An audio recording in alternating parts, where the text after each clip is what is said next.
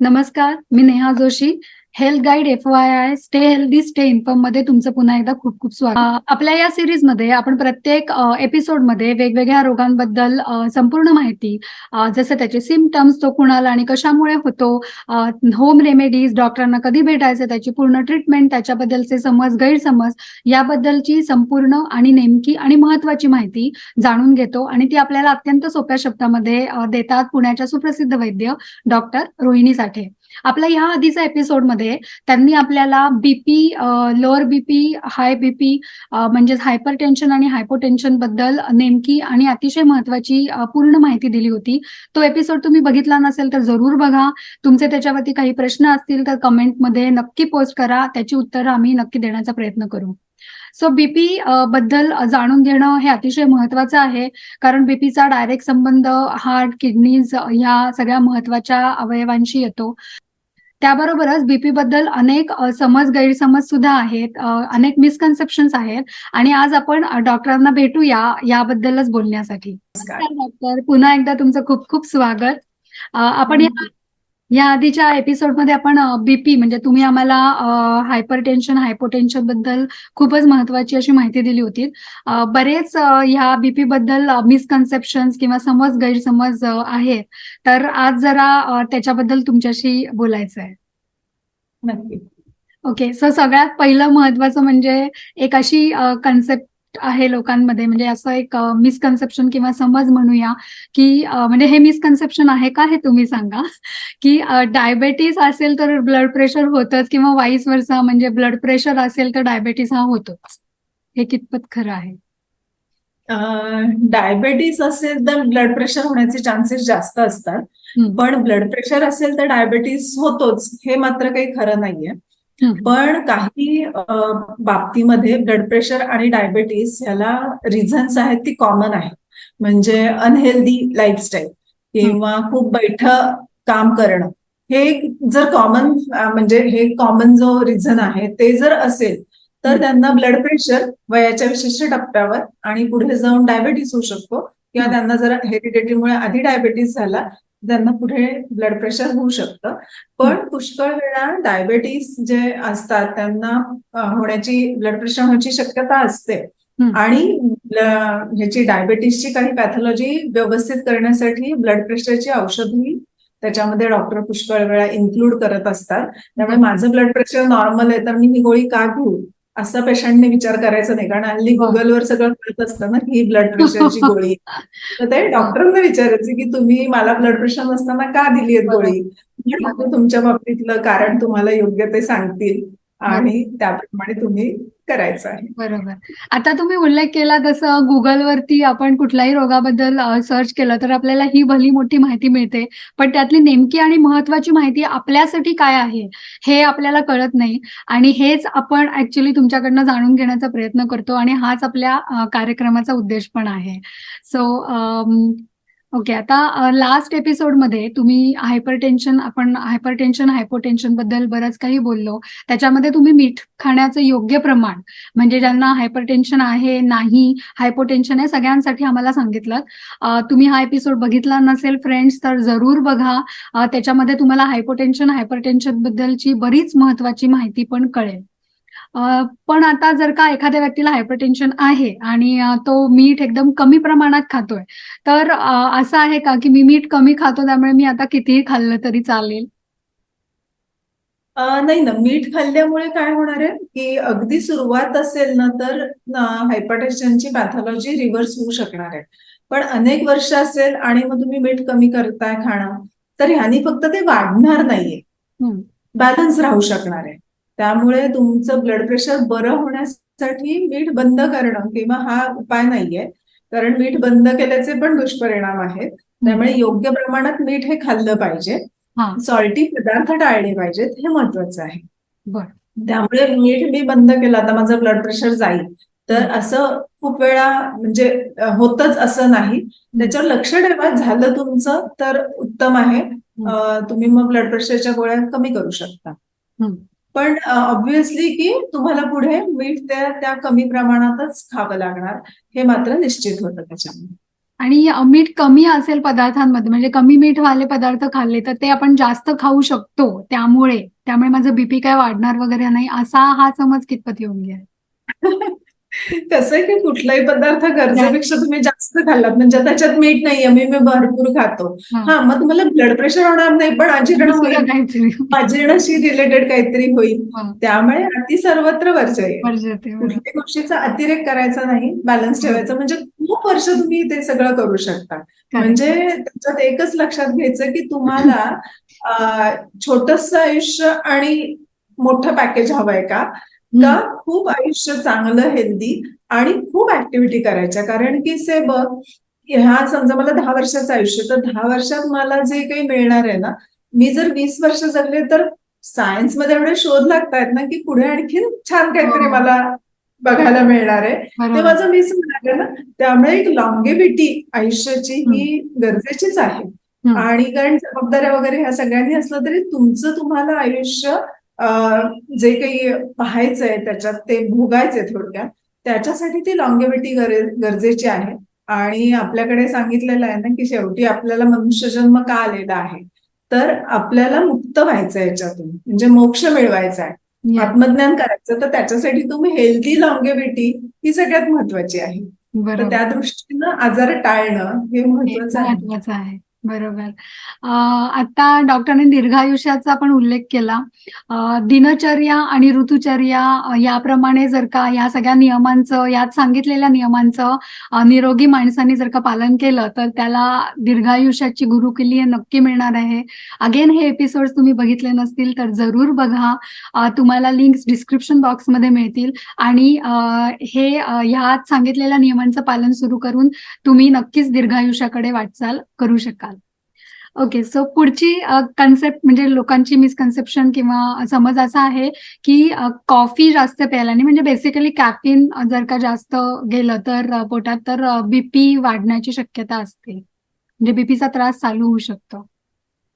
बरोबर आहे. म्हणजे ही सगळी थोडी काय टॉक्सिक द्रव्यच म्हटलेलं आहे. ही मटेरियल्स जर तुमच्या सर्टन अमाऊंट पेक्षा जास्त प्रमाणात गेली, म्हणजे तुम्हाला जेवढं पचतं त्याच्यापेक्षा जर तुम्ही जास्त वारंवार स्ट्रेस मॅनेजमेंट म्हणून करायला गेलात, तर त्याचे दुष्परिणाम होऊन ब्लड प्रेशर हे वाढत असतं.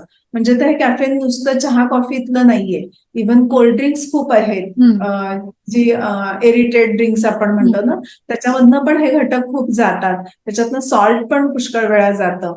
आणि किंवा रेडीमेड ज्युसेस असतात, त्यांचे प्रमाण जर जास्त प्रमाणात घेतलं तर ब्लड प्रेशर वाढण्याची शक्यता असते. ओके. पुरुषांना हायपर टेन्शनचा म्हणजे हाय बीपीचा प्रॉब्लेम हा बायकांपेक्षा जास्त असतो? असं नाहीये खरं म्हणजे की जास्तच असतो असं काही लक्षात आलेलं नाहीये. पण जनरली काय होतं की बायकांच्या मध्ये प्रमाण मात्र कमी दिसतं. म्हणजे जेवढं पुरुषांमध्ये ब्लड प्रेशरचे पेशंट जास्त दिसतात, त्या मानाने बायकांमध्ये कमी दिसतात. त्याला कारण हेच असेल की त्या एक्सप्रेसिव्ह असतात.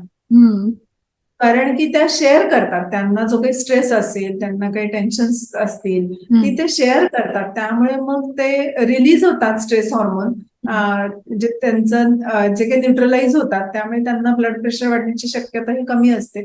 आणि पुरुषांमध्ये ही आपल्या सोसायटीमध्ये असं होत नाही. ती मुलं शेअर करत नाहीत फार त्यांचे जे काही स्ट्रेसेस असतात ते, मग शरीरावर त्याचे परिणाम होऊन ब्लड प्रेशर होण्याची शक्यता त्यांच्याकडे जास्त वाढते. बरोबर. आता एक एज वाढत गेलं की माणूस खाण्यापिण्याच्या बाबतीत नक्कीच जागरूक होतो की कमी तेलकट, कमी तिखट, कमी खारट वगैरे खायला लागतो. पण यंग असताना, तरुणपणी मात्र असं दिसत नाही. लोक काही खाण्याची, कारण पचवण्याची ताकद असते त्यामुळे काही खात असतात. आणि मोस्टली असा एक समज असतो की तरुणपणी हायपर टेन्शनचा त्रास खूप कमी म्हणजे होत नाही मोस्टली. तर हे खरं आहे का? हा, तरुण वयामध्ये ब्लड प्रेशर वाढणं ही शक्यता थोडी कमी असते. कारण त्या काळात काय असतं की रक्तवाहिन्या खूप अजून सॉफ्ट असतात. त्याच्यामुळे जरी स्ट्रेस आला, खाण्यातल्या गोष्टी ह्या जास्तीच्या आल्या, तरी सुद्धा त्यांना वेस्ट प्रॉडक्ट आपले म्हणजे शरीराची वेस्ट मटेरियल तयार होतं. त्याची मॅनेजमेंट करणारी व्यवस्था हेल्दी असते, त्यामुळे तेव्हा त्रास होत नाही. पण त्यांना लवकर वयामध्ये ब्लड प्रेशर किंवा इतर आजार होणं ही शक्यता वाढते. त्यामुळे समजा त्यांनी असं खूप पदार्थ खाल्ले आणि त्याच्याबरोबर व्यायाम करून त्यांचं एक्सक्रेशन जे आहे, दोष कमी करणं किंवा दोष शरीरातले बॅलन्स करणं, ही सिस्टीम जर त्यांनी व्यवस्थित ठेवली तर ते पचवू शकतात.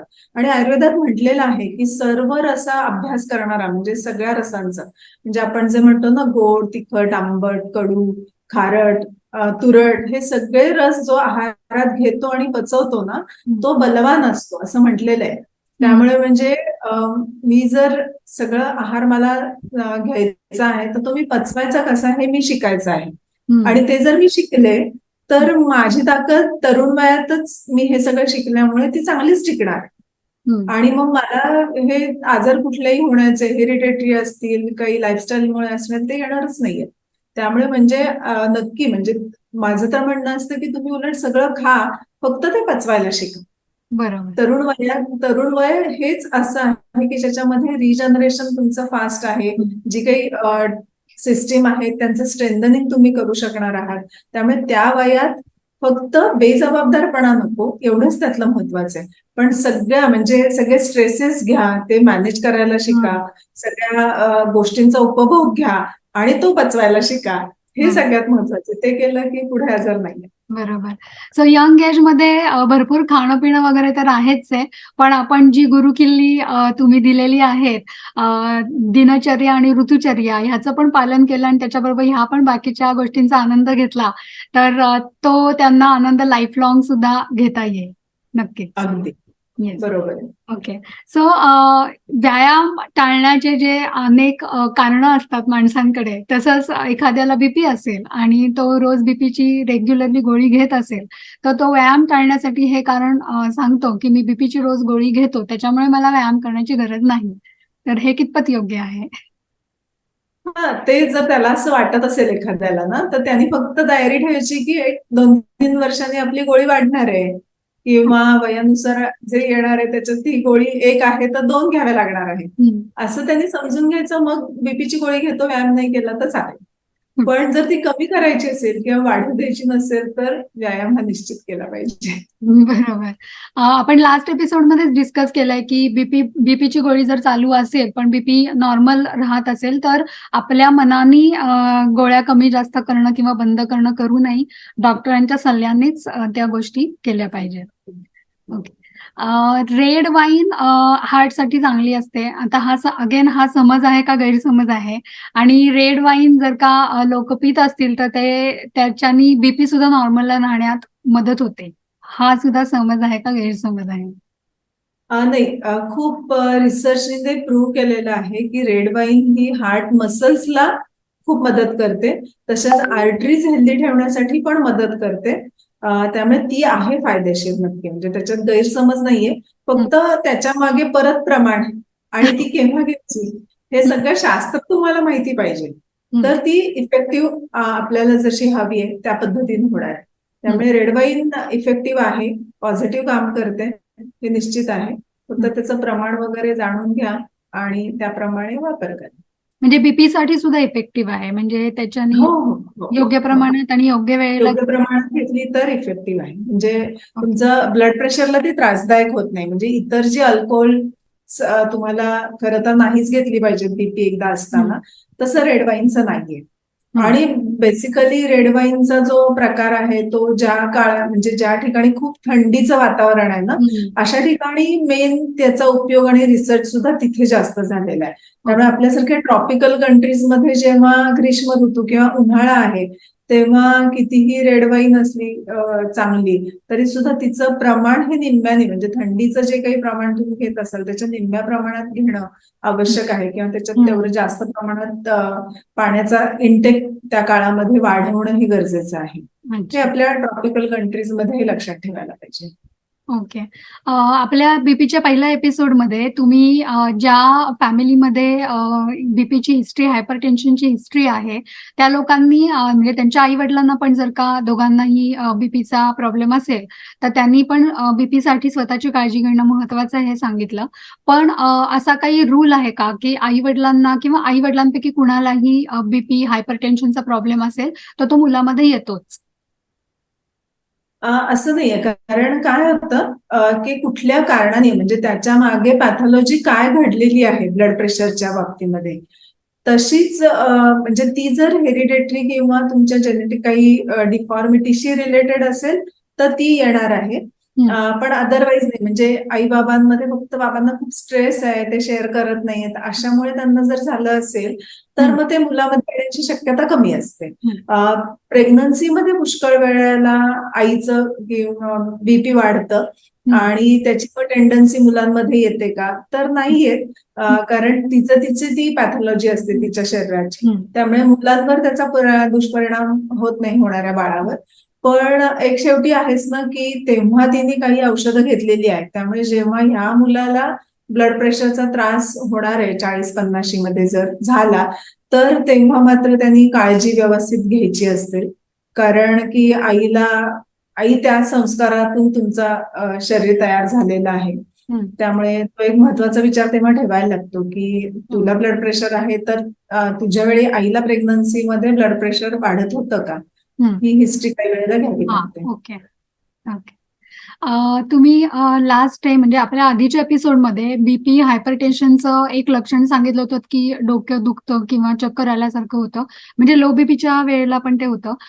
त्यामुळे मग बीपी चेक केलं तर लक्षात येतं की ओके आता आपलं बीपी वाढलेलं आहे वगैरे. पण हे म्हणजे प्रत्येक वेळेला तुम्हाला चक्कर आली किंवा डोकं दुखलं म्हणजे आपलं बीपी वाढलंय, किंवा काही लोक असं म्हणतात ना की आय कॅन फील की माझं बीपी आता नॉर्मल आहे का वाढलं आहे माझं मला कळतं. हे कितपत खरं आहे का प्रत्येक वेळेला आपल्याला असं वाटलं तर खरं मशीनवरती बीपी मोजणं गरजेचं आहे? नाही, ज्यांना आता खूप दिवस ब्लड प्रेशरचा त्रास आहे ना त्यांना, कारण ते एक फिलिंग वेगळं असतं. म्हणजे हायपोटेन्शन झाल्यावर डोकं दुखणं हे डोकं आतमधनं हल्लक झाल्यासारखं, म्हणजे हलकं झाल्यासारखं दुखत असतं. आणि जेव्हा ब्लड प्रेशर वाढल्यामुळे डोकं दुखतं, त्या आतमधून कोणीतरी टाईट मला पकडून ठेवलं आणि आतमधनं काहीतरी बाहेर येण्याचा फील येणं, अशा टाईपचं ते डोकं दुख होतं, ते सिव्हिअर असतं जास्त. तर त्यामुळे ज्यांना नेहमी ब्लड प्रेशर वाढण्याची आधीची टेंडन्सी आहे त्यांना कळतं की हे ब्लड प्रेशर वाढल्यामुळे माझं डोकं दुखतंय किंवा काय, तर त्यामुळे त्यांना फील येतो, म्हणजे त्यांना कळू शकतं की हे आपलं ब्लड प्रेशर वाढलंय की नाही. असेल घरी इन्स्ट्रुमेंट तर चेक करावं, पण नसेल तर धावत पळत जाऊन चेक करण्याच्या आधी रादर काही गोष्टी घरात कराव्यात की म्हणजे पुढे तुम्हाला हार्म होणार नाही. बेसिकली तुम्ही खूप उष्णतेपाशी तिथे काही काम करत असाल तर ते पहिलं बंद करायचंय. डोक्यावर थंड पाण्याची पट्टी ठेवायची आहे. उन्हातनं फिरून आला असाल तरी अगेन सेम करायचंय की डोक्यावर थंड पाण्याची पट्टी ठेवायची आहे. काही ज्यूस घ्यायचे आहेत. केळं असेल पिकलेलं तर ते तुम्हाला खायचं आहे. नारळ पाणी थोडंसं, म्हणजे ज्याच्यामध्ये खोबरं नाही बनलेलं, अगदी मलई आहे असं नारळ पाणी पण तेव्हा तुम्ही घ्यायचं आहे. आणि दीर्घ श्वसन करत बसून राहायचं आहे निवांत. थोडीशी रूम गार वगैरे असेल अशा रूम मध्ये तुम्ही बसून राहायचंय. थोड्या वेळामध्ये तुम्हाला एक रिलॅक्स झाल्याचा फील आतमधनं येतो आणि मग तुम्ही त्याच्यासाठी काही प्रिकॉशन घेणं किंवा चेक करून वेगळी काही गोळी किंवा औषधाची काही गरज आहे का हे बघणं गरजेचं. म्हणजे ही खूप इम्पॉर्टंट, म्हणजे एक विंडो पिरियड म्हणतात की ह्याच्यामध्ये जर तुम्ही योग्य सांभाळलं नाही तर पॅरालिसिस होण्यापर्यंत ह्या ब्लड प्रेशरचे दुष्परिणाम जाऊ शकतात. त्यामुळे हा खूप महत्वाचा टाइम स्पॅन असतो तो 5 मिनिटाचा. खूप तुम्हाला चिडल्यावर सुद्धा असं वाटतं की माझं आता ब्लड प्रेशर वाढतंय, तर अशा वेळेस चक्क त्या परिस्थितीपासून पळून जाणं, म्हणजे तिथून निघायचं, जिथे हे सगळं झालेलं आहे स्ट्रेसफुल तिथनं बाहेर पडा, दुसऱ्या खोलीमध्ये जा, थंड वातावरणात थांबा, रिलॅक्स व्हा, स्वतःला आधी मेंटेन करा, मग दुसऱ्याचा राग असेल तो बघा नंतर. हे खूप इम्पॉर्टंट आहे. बर. आता तुम्ही जर का असं काही वाटायला लागलं तर घरी इन्स्ट्रुमेंट असेल तर त्याच्यावरती बीपी मोजा असा उल्लेख केला. तर घरी बीपी ज्या आपण इन्स्ट्रुमेंटवरती मोजतो ते कितपत बरोबर असतं आणि बीपी हे ऍक्च्युली डॉक्टरांकडे जाऊन किती दिवसांनी, म्हणजे तुमची बीपीची गोळी चालू आहे, तुम्ही रेग्युलरली सगळं करता आहात, तर साधारण किती दिवसांनी बीपी मोजणं गरजेचं असतं? साधारण महिन्यानी, किंवा तुमची जर लाईफस्टाईल एकदम स्टेबल असेल, रोज एकसारखं रुटीन व्यवस्थित असेल तर इव्हन, आणि तुम्हाला काही सिम्पटम्स येत नसतील तर डायरेक्ट 3 महिन्यांनी जरी तुम्ही बीपी चेक करत राहिलात तरी चालू शकतं.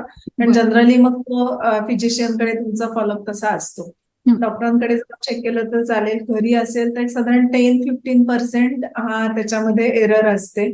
फक्त आता तिथे 160-180 दिसतंय म्हणजे नक्की तुमचं वाढलेलं आहे, मग त्याची काळजी घ्यायला पाहिजे. पण 120 दिसतंय तर ठीक आहे, 130 पण असू शकतं, पण ते काही हार्मफुल नाहीये, त्यामुळे त्याची खूप चिंता करायची गरज नसते. ते 10-15% एरर धरून तुम्ही ती जी काही रेंज येते त्याचा विचार केला तर चालू शकता, म्हणजे त्याच्यात घाबरायचं कारण राहत नाही. खूप जास्त दिसलं तर मग तुम्ही 2-3 वेळा चेक करा, कारण फ्रीज इन्स्ट्रुमेंट असेल तर, आणि मग तुम्हाला ऑब्झर्व करता येईल की हा ठीक आहे, ते काही कारणाने किंवा इन्स्ट्रुमेंट जे असतं ना ते नीट बसलं नाही, त्याचा जो कफ असतो तो नीट जर रॅप केला गेला नाही, टाईट झाला नाही, तरी सुद्धा बीपीचं एरर येते. त्यामुळे मग ती एरर म्हणजे ते बायस राहू नये म्हणून 2-3 वेळा चेक करावं आणि लक्षात घेता येतं की हे आपल्याला योग्य आहे का नाहीये, का डॉक्टरांना भेटायला हवंय, ते तिथे कळतं. अच्छा. घरी बीपी मोजायची काही इन्स्ट्रुमेंट्स असतात, ती मनगटावरती बेल्ट लावून त्याच्यावरती तुम्ही मोजू शकता. काही डॉक्टर, तर कुठलं जास्त ऍक्युरेट आहे? नाही, दोन्हीमध्ये एरर ही आहेच, पण आयडियली जे मर्क्युरीचं म्हणजे पाऱ्याचं जे इन्स्ट्रुमेंट असतं ना, जे आपलं ट्रॅडिशनल असतं, त्याची अॅक्युरसी खूप चांगली असते, कारण त्याच्यामध्ये ती जी आहे ना हृदयाच्या समपातळीत ते इन्स्ट्रुमेंट असणं, कफ आपल्या डाव्या हातालाच गुंडाळणं, हे बेसिक नियम धरून 120-80 ही रेंज सांगितलेली असते. त्याच्यामुळे मर्क्युरीच्या ह्याच्यावर इन्स्ट्रुमेंटवर बघणं हे जास्त योग्य, कारण तुमचं खूप फ्लक्च्युएट होत असेल तर मर्क्युरीवरच बघणं योग्य. अदरवाईज जनरल फॉलोअप ठेवण्यासाठी तुमच्याकडे जे हँडी इन्स्ट्रुमेंट असेल त्याच्यावर बघितलं तरी चालेल. ओके. आता एखाद्या माणसाला हायपरटेन्शनचा प्रॉब्लेम आहे, तो रेग्युलरली गोळ्या घेतोय, डॉक्टरांना पण रेग्युलरली कन्सल्ट करतोय, लाईफस्टाईल योग्य ती फॉलो करतोय, आहार, व्यायाम वगैरे, तर त्याला हाय बीपीशी रिलेटेड काही दुसरे आजार होण्याची शक्यता खूप कमी असते का? म्हणजे हृदयाशी रिलेटेड किंवा किडनीचे काही इश्यूज वगैरे? हो, निश्चित आहे. जर तुम्ही व्यवस्थित मेंटेन केलं, चेकअप करत राहिलात आणि इन्स्ट्रुमेंटवर पण ते नॉर्मल दिसतंय असं जर असेल तर एक सर्टन एज म्हणजे तुमचं डिजनरेशन होईपर्यंत तुम्हाला खरंच काही त्रास होत नाही. आणि डिजनरेशन जेव्हा होतं तेव्हा मग डॉक्टरचाही तुमच्याकडे फॉलोअप असतो, मग डॉक्टर त्या दृष्टीनं वेगळ्या काही गोळ्या वगैरे बदलून देतात आणि अगेन तुमचा मेंटेनन्स हा ठेवला जातो. त्यामुळे मग नाही तसा त्रास होत नाही, म्हणजे अगदी 80-90 वयापर्यंत सुद्धा व्यवस्थित राहणं हे होतं. पण काय असतं ना माणसाचा स्वभाव, म्हणजे खूप वर्ष चांगलं राहिलं की केव्हा तरी त्याला ती विनाशक आले विपरीत बुद्धी होतेच. आणि ते झालं की मग कधीतरी असा एपिसोड होतो, पण त्यांनी तेव्हा जे काही आजार होतात ना ते खरंच म्हणजे त्रासदायक असतात, फेटल असतात पुष्कळ वेळा, म्हणजे हार्ट डिसीज होतात, ब्रेन स्ट्रोक होतो, किडनीचे डिसीज होऊ शकतात, ते सगळ्या महत्वाच्या ऑर्गनची त्याच्यामध्ये इन्व्हॉल्वमेंट होऊ शकते. त्यामुळे कितीही कंटाळा आला तरी एकदा कंटाळून औषध घ्यायचं, एकदा न कंटाळता घ्यायचं. औषध वेळेवर घेणं हे गरजेचंच आहे. बरोबर. आणि एका सर्टन एज नंतर रेग्युलर डॉक्टरचा चेकअप सगळ्याच गोष्टींसाठी रेग्युलर टेस्ट करणं पण मला वाटतंय महत्वाचंच आहे. हा, इयरली चेकअप म्हणजे आता तुम्ही जर एक अर्बन एरियामध्ये असाल तर इयरली चेकअप तुमचं होऊ शकतं, तर ते करावं, म्हणजे काही बारकावे थोडेसे बदल झाले असतील तर त्याप्रमाणे लगेच तुम्हाला तुमच्या डाएटमध्ये, नंतर लाईफस्टाईलमध्ये, विचारांमध्ये बदल करता येतात.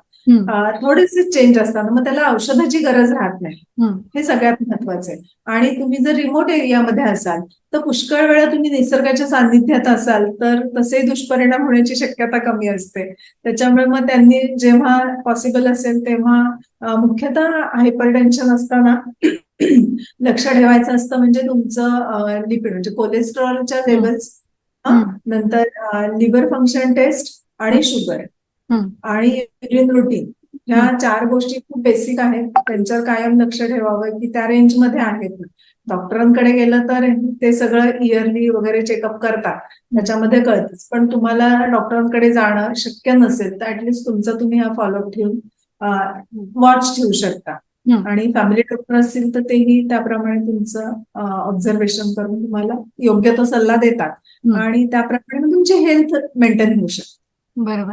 आता बीपी जास्त असेल तर कोलेस्ट्रॉल वाढतं किंवा आणि वाईस वर्सा, म्हणजे कोलेस्ट्रॉल वाढलेलं असेल तर बीपी ऑटोमॅटिकली. कोलेस्ट्रॉल वाढल्यामुळे बीपी नक्की वाढतं, बीपी वाढल्यामुळे कोलेस्ट्रॉल वाढत नाही. ओके. म्हणजे कोलेस्ट्रॉल तुमचं जास्त आहे म्हणजे तुम्हाला नक्की कुठल्या तरी एका स्टेजवर तुम्हाला ब्लड प्रेशर येणार हे डेफिनेट आहे. ओके. त्यामुळे कोलेस्ट्रॉलची रेंज टिकवणं, चांगली ठेवणं हे खूप महत्वाचं आहे. त्याच्यासाठी मग खूप औषधही असतात. त्या औषधांचे दुष्परिणाम पण खूप असतात. त्यामुळे सगळ्यात चांगला म्हणजे डाएट कंट्रोल आणि व्यायाम करा. कोलेस्ट्रॉल लेवल चांगल्या राहतात. जर वाढलेल्या असतील तर काही काळापुरतं औषधाने त्या कमी करा आणि कमी केलेल्या अगेन तुम्ही आहार आणि व्यायामाने नियंत्रित करा. डायबिटीसची गोळी घेण्यासाठी काही नियम असतात की काही गोळ्या जेवणाआधी घ्यायच्या असतात, काही जेवणानंतर घ्यायच्या असतात. तर बीपीच्या गोळीच्या बाबतीत पण असा काही नियम आहे का की आधी खाल्ल्याशिवाय, म्हणजे युजली असं एक आपल्या डोक्यात समीकरण असतं ना की कुठलीही गोळी घ्यायची असेल तर आधी खायला पाहिजे, मग गोळी घ्यायची. तर बीपीच्या गोळीसाठी सुद्धा असं आहे का काही? नाहीये खरं असं. म्हणजे मी असं खूप पेशंट बघितलेले आहेत की बीपीची गोळी घ्यायची असते ना म्हणून आम्ही खातो. अरे काही गरज नाहीये. म्हणजे असं काही खाल्ल्यावरच ती बीपीची गोळी घ्यावी, बीपीच्या गोळीने खूप ऍसिडिटी होते वगैरे असं नाहीये. पेन किलर्स वगैरे जे असतात ना त्यांनी खूप ऍसिडिटी होते. त्यामुळे तुम्हाला भूक नसेल ना तर तुम्ही म्हणजे काहीतरी खाण्यासाठी थांबू नका. भूक नसेल तर काही नाही, गरम पाणी प्या, एखादं बिस्किट किंवा एखादा छोटासा ड्रायफ्रूट किंवा असं काही ते तोंडात टाका, ते मनाचं समाधान म्हणून. पण बीपीची गोळी वेळच्या वेळी घ्या.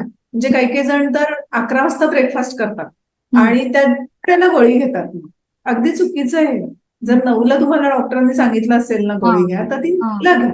म्हणजे आज 9ला घेणार, उद्या 11ला घेणार आणि मग परवा एकदम 8लाच घेणार गावाला जातोय म्हणून. तर असं नसतं. जर 12-12 तासांचा डोस दिला असेल तर 12 तासांनी घ्या.